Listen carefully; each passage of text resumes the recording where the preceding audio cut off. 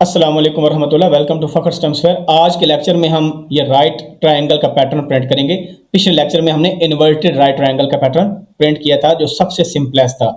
ये आपको लग रहा है simple but it is more complex than the previous inverted triangle. आपके पास मल्टीपल वेज होते हैं किसी भी टास्क को करने के लिए। फॉर एग्जांपल आप एक तो या तो बाय डिफॉल्ट जो लूप की इंस्ट्रक्शन है, जिस तरह पिछला कोड हमने किया वैसे आप कर सकते हैं, या आप कंडीशनल जंप्स लगाकर भी लूप को इंप्लीमेंट कर सकते हैं। It depends on you. तो हम जो इजी अप्रोच है उसको लेके चलेंगे। तो सबसे पहले अगर हम इसको रन करके देखें, क्योंकि प्रोग्राम ऑलरेडी हमने बनाया हुआ है P2 के नाम से, तो आप देखें ये आपके पास पैटर्न आ जाता है और यही पैटर्न हम बनाना चाहेंगे। तो हम एक देखते हैं कि इसमें नेस्टेड लूप तो यूज होगा, ये तो क्लियर कट है, लेकिन क्या अप्रोच होगी। आउटर लूप में कोई चेंज नहीं होने वाला, क्योंकि आउटर लूप किस लिए होता है? नंबर ऑफ रोज के लिए। यहां पर कितने रोज हैं? 5, तो CX में हम 5 डाल देंगे। लेकिन सारी के सारी जो गेम है वो इनर लूप के लिए है। क्यों? हम चाहते हैं कि जब CX की वैल्यू 5 हो तो उसमें कितने कॉलम्स प्रिंट हो? उसमें एक कॉलम सिर्फ प्रिंट हो, यानी एक स्टैटिक प्रिंट हो। और CX की वैल्यू जब 4 हो तो 2 स्टैटिक प्रिंट हो। लास्ट टाइम तो बड़ा सिंपल था कि फर्स्ट रो में 5 स्टैटिक्स थे, तो जब CX की वैल्यू 5 थी तो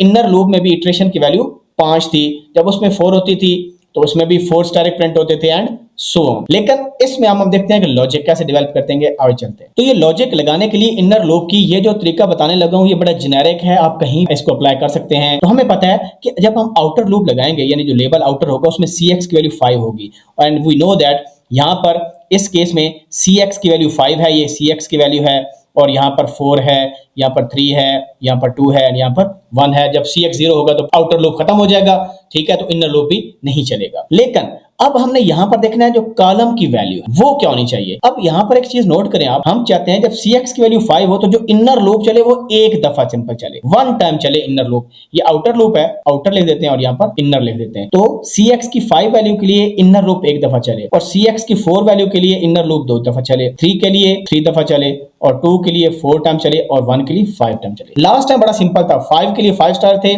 4 के लिए 4 स्टैटिक थे, 3 के लिए 3 एंड सो ऑन। अब आपको कैसे पता चलेगा कि इनर लूप में जब हम लिखते थे ये चीज कि for example for int j is equal to 1, j less than equal to क्या लिखते थे? n नहीं लिखना, this is 5, this is wrong. ये अब हम नहीं कर पाएंगे। क्यों? इस तरह तो लूप जो इनर है वो 5 दफा चलेगा, इसमें ऐसे नहीं करेंगे क्योंकि हमने एक स्टार प्रिंट करना है। तो ये मेथड देखें जो अभी मैं बताने लगा। तो वो मेथड ये है कि हमने एक रिप्रेजेंटेशन बनानी है, एक लीनियर रिलेशनशिप हमने बनाना है। क्या बनाना है जी? Linear relationship. और ये ऐसी चीज है ना जो स्टूडेंट A लेवल में पढ़ते हैं, FSC में पढ़ते हैं, लेकिन इसका यूज नहीं करते। This is a problem. देखें, एक लीनियर रिलेशनशिप क्या है कि जब आउटर लूप में CX की वैल्यू 5 हो तो इनर लूप में 1 हो, जब आउटर में वैल्यू 4 हो तो इनर में 2 हो। लीनियर रिलेशनशिप बनाने के लिए you have to make a line, और उस लाइन के लिए आपको 2 पॉइंट चाहिए। आपको पता है ना कि एक लाइन को ड्रा करने के लिए we need only 2 points. For example AB, इसके कोऑर्डिनेट है x1 y1 और इसके कोऑर्डिनेट है x2 y2, and you know the formula connecting these point. और क्या फार्मूला है? y minus y1 is equal to m, ये ग्रेडियंट है, स्लोप है हमारे पास, into x minus x1, where y1 और x1 क्या है? कोऑर्डिनेट है फर्स्ट पॉइंट के। तो ये फार्मूला हम यूज करके ना हम अपनी लॉजिक को बना सकते हैं। तो हम कहां से स्टार्ट करेंगे? हम स्टार्ट करते हैं, we have 2 points. Let's suppose हमारे पास पहला पॉइंट है 5,1 और दूसरा पॉइंट है 4,2। ये जो 5 4 है ना, ये हमारे पास CX का रोल प्ले कर रहा है। और ये क्या चीज है? ये हमारे पास जो इनर लूप होगा ना उसका काउंटर होगा, और इसको फिलहाल हम सिंपल y का नाम ही दे देते हैं अपनी आसानी के लिए। तो हम लिखते हैं जी y माइनस y1। देखो ये क्या चीज है? ये आपका x1 है और ये आपका y1 है। तो हमारे पास क्या हो जाएगा? y माइनस y1 1, और स्लोप क्या होती है? स्लोप आपके पास होती है y2 minus y1 over x2 minus x1। एक रेट होता है ना, change in y divided by change in x। अब y2 ये रोल प्ले कर रहा है, ये आपके पास है x2 y2।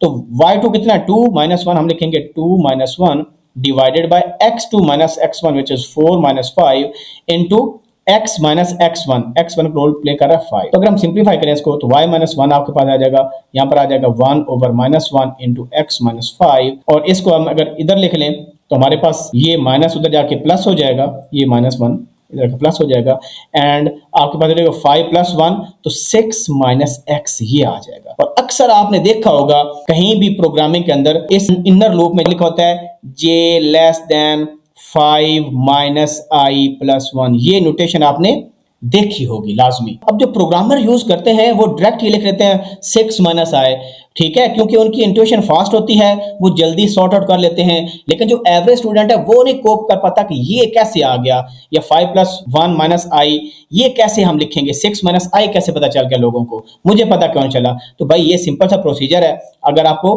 स्ट्रेट लाइन की इक्वेशन आती है और आप इजीली यहां से बना सकते हैं। अब इसका मतलब क्या हुआ, x क्या था, ये सी एक्स है बेसिकली, जो करंट रो है हमारी, उसमें से हमने 6 को क्या कर देना है, माइनस कर देना है। अब हम चेक करते हैं कि वाकई ही इनर कॉलम जो स्टैटिक प्रिंट करेगा वो इस ऑर्डर में करेगा। अब हमारे पास स्टैटिक्स का ये फार्मूला हमने देख लिया जो इनर लूप प्रिंट हमारा करेगा।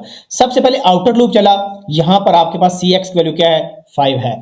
अब सी एक्स की ये वैल्यू जब इधर जाएगी तो हमारे पास कितने स्टैटिक आ जाएंगे, 6 माइनस 5 इज इक्वल टू 1। इसका मतलब है इनर लूप सिंपल एक दफा चला हमारा। फिर क्या होगा, सी एक्स की वैल्यू हमारे पास हो जाएगी 4। अब डालें यहां पर 4, 6 माइनस 4, 6 माइनस 4 इक्वल टू 2। हमारा इनर लूप कितने दफा चला, 2 दफा। फिर सी एक्स वैल्यू कितनी हो जाएगी, 3, 6 माइनस 3 वी गेट 3। तो इनर लूप कितने दफा चला, 3 दफा।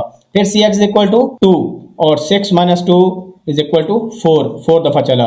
फिर सी एक्स की वैल्यू हो जाएगी 1 और 6 minus 1 is equal to 5 time. तो अगर आपको ये पता चल गया और इसको असेंबली में इंप्लीमेंट करना कोई मुश्किल है, सिंपल सब्ट्रैक्शन जो परफॉर्म कर रहे हैं। अब हम चलते हैं कोड पर। ये जी आपको कोड नजर आ रहा है, इस कोड में देखें तो एग्जैक्टली जो पिछला लेक्चर था मिलता जुलता कोड है, क्योंकि हमने रोज कितनी प्रिंट करनी है, 5 रोज, तो वो वैल्यू हमने सी एक्स में डाल दी। लेकिन क्योंकि आउटर लूप 5 दफा चलना है तो इस काउंटर को हमने स्टोर करना है, तो इस काउंटर को स्टोर करने के लिए हमने बी एक्स में वैल्यू मूव कर दी, ताकि जब इनर लूप चल जाए ना तो ये वैल्यू हमारी रीस्टोर हो जाए। ये देखें, जब हम इनर लूप पूरा चल गया तो आउटर लूप में हम जब लूप की इंस्ट्रक्शन आएगी तो ये सी एक्स को डिक्रीमेंट करेगी। इसी वजह से इस लूप को कॉल करने से बिल्कुल पहले हमने अपनी B x value C x में दोबारा मूव कर दी, ताकि सी एक्स वैल्यू 5 थी ना तो इधर आने से 4 हो जाए एंड सो ऑन। ये एग्जैक्टली वही हो गया। अब जो आउटर लूप में यहां पर आप नोट करें मैंने क्या काम किया है। सबसे पहले सी एक्स वैल्यू स्टोर कर ली, फिर मैंने डी एक्स में एक रजिस्टर के अंदर वो 6 मूव कर दिया। अब यूजर से भी ले सकते हो नंबर, इट डिपेंड्स, क्योंकि हमें पता था कि हमने 5 रोज बनानी है तो 5 प्लस 1 6 बन गया। अगर आपने 4 बनानी है तो यहां पर 5 आ जाएगा एंड सो ऑन। अब हम यहां पर ना फार्मूला अप्लाई कर रहे हैं आउटर लूप के अंदर, क्योंकि इनर लूप की जो इटरेशन है वो डिपेंड करेगी, वो लॉजिक पहले बनेगी तो इनर लूप पे हम आएंगे ना। क्योंकि इनर लूप के लिए आपको काउंटर कौन सा चाहिए, सी एक्स। तो सी एक्स को हमने ऐसे एडजस्ट करना है कि वो इस फार्मूले के हिसाब से चले। dx में 6 आ गया और हम क्या करें, dx में से cx माइनस कर रहे हैं। dx में देखें कितना पड़ा है 6, cx में कितना पड़ा था 5, तो जब सब्ट्रैक्ट करेंगे 6 में से 5 माइनस करेंगे, आंसर कितना आ जाएगा, 1 आ जाएगा। तो वो वैल्यू जो dx में क्योंकि रिजल्ट स्टोर हो रहा है, ये क्या काम कर रहा है, dx equal to dx minus cx कर रहा है और वैल्यू 1 आ जाएगी। वो हमने इनर लूप का काउंटर यहां पर सेट कर लिया। ये काउंटर आउटर लूप का पहले ही हमने सेव कर लिया और यहां पर हमने इनर लूप का काउंटर cx में मूव कर दिया।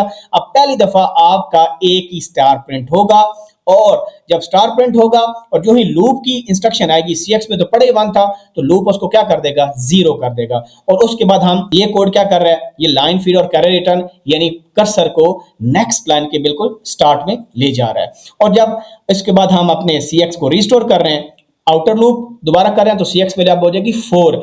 जब cx वैल्यू 4 हो गई तो अब हम इस cx को पहले bx में स्टोर कर रहे हैं, 6 में से 4 को माइनस कर रहे हैं, ठीक है, तो 2 आ जाएगा, तो इनर लूप 2 टाइम चलेगा एंड सो ऑन। अब हम दोबारा अपने प्रोग्राम को रन करके देख लेते हैं। ये आप देख रहे हैं ये P2 के नाम से प्रोग्राम है। अब हम रन करते हैं इसको, तो ये आप देख सकते हैं जी हमारा बिल्कुल एग्जैक्टली वही पैटर्न बन गया जो हमने राइट ट्रायंगल बनाना। तो अगर वीडियो आपको अच्छी लगी तो अप्रिशिएट करें, लाइक करें, सब्सक्राइब करें और कमेंट में जरूर लिखें कोई चीज़ और समझनी है, कोई और पैटर्न आपको चाहिए तो आप इन पैटर्न्स को मिला के भी कर सकते हैं। तो इंशाल्लाह हम मजीद पैटर्न भी इंशाल्लाह इंप्लीमेंट करेंगे जिसमें स्पेसेस भी होंगी।